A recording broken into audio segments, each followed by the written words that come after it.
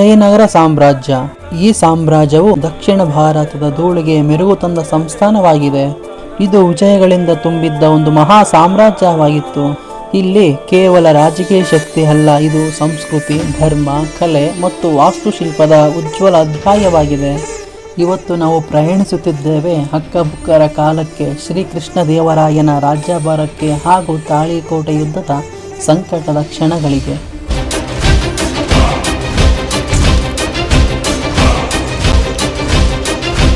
ಮೊದಲಿಗೆ ನಾವು ವಿಜಯನಗರ ಸಾಮ್ರಾಜ್ಯ ಸ್ಥಾಪನೆ ಮತ್ತು ಸ್ಥಾಪಕರನ್ನು ತಿಳಿಯೋಣ.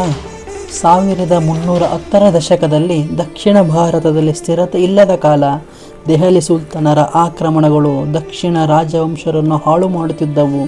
ಅಂತಹ ಸಮಯದಲ್ಲಿ ಇಬ್ಬರು ಸಹೋದರರು ಅಕ್ಕ ಮತ್ತು ಬುಕ್ಕರು ದಕ್ಷಿಣ ರಕ್ಷಣೆಗೆ ನಿಂತರು.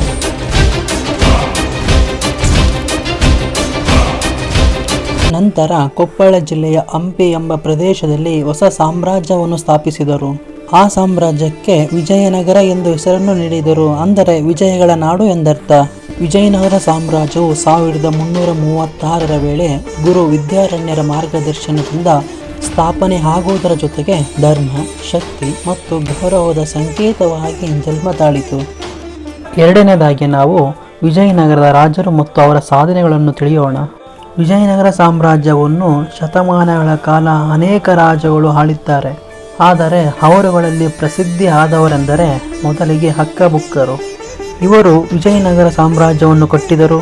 ಈ ಸಾಮ್ರಾಜ್ಯಕ್ಕೆ ಮೊದಲ ರಾಜರಾದರು ಹಂಪಿಯನ್ನು ಮೊದಲ ರಾಜಧಾನಿಯನ್ನಾಗಿ ಮಾಡಿದರು. ಎರಡನೇ ದೇವರಾಯನ ಕಾಲ.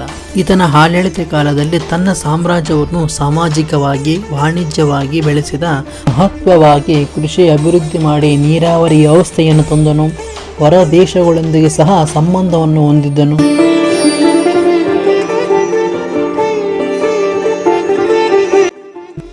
ವಿಜಯನಗರದ ದೇವಾಲಯಗಳು ಇಂದು ಕೂಡ ಮನಸ್ಸು ಮುದ್ರೆಗೊಳಿಸುತ್ತವೆ.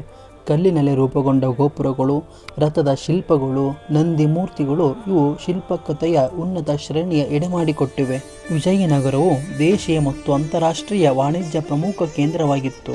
ಹಂಪಿ ಮಾರುಕಟ್ಟೆಗಳಲ್ಲಿ ಚಿನ್ನ, ಬೆಳ್ಳಿ, ಕಾಫಿ, ಕಾಳುಮೆಣಸು, ಹತ್ತಿ, ಕಪ್ಪು ಲೋಹ ಎಲ್ಲವೂ ವ್ಯಾಪಾರವಾಗುತ್ತಿತ್ತು. ಇಲ್ಲಿಗೆ ವಿದೇಶಗಳಿಂದ ಪರ್ಷಿಯನ್ನರು, ಅರಬ್ ದೇಶದವರು, ಯುರೋಪಿಯನ್ನರು ವ್ಯಾಪಾರ ಮಾಡಲೆಂದು ಬರುತ್ತಿದ್ದರು. ವಿಜಯನಗರವು ಕೇವಲ ಒಂದು ರಾಜಕೀಯ ಅಥವಾ ಯುದ್ಧದ ಸಾಮ್ರಾಜ್ಯವಲ್ಲ, ಇದು ಕಲೆ, ಸಂಸ್ಕೃತಿಯ ಚೈತನ್ಯ ಬಲ. ಇಲ್ಲಿ ಸಂಗೀತ, ನೃತ್ಯ, ಸಾಹಿತ್ಯ ಎಲ್ಲವೂ ಕೂಡ ಅಪೂರ್ವವಾಗಿ ಬೆಳೆದವು. ಶ್ರೀಕೃಷ್ಣದೇವರಾಯನ ಕಾಲದಲ್ಲಿ ಅಷ್ಟದಿಗ್ಗಜರು ಎಂಬ 8 ಕವಿ ಮಂಡಳಿ ಇತ್ತು. ಅವರು ಕನ್ನಡ, ಸಂಸ್ಕೃತ, ತೆಲುಗು ಭಾಷೆಗಳಲ್ಲಿ ಕೃತಿಗಳನ್ನು ಬರೆತಿದ್ದರು. ಅದಲ್ಲದೆ ಶಾಸ್ತ್ರೀಯ ಸಂಗೀತಕ್ಕೂ ಕೂಡ ಇಲ್ಲಿ ಪ್ರೋತ್ಸಾಹ ಸಿಕ್ಕಿತು. ನೃತ್ಯಗಳಲ್ಲಿ ಭರತನಾಟ್ಯ, ಶಾಸ್ತ್ರೀಯ ಜನಪದ ಶೈಲಿಗಳು ಬೆಳೆಯುತ್ತಲೇ ಬಂದವು.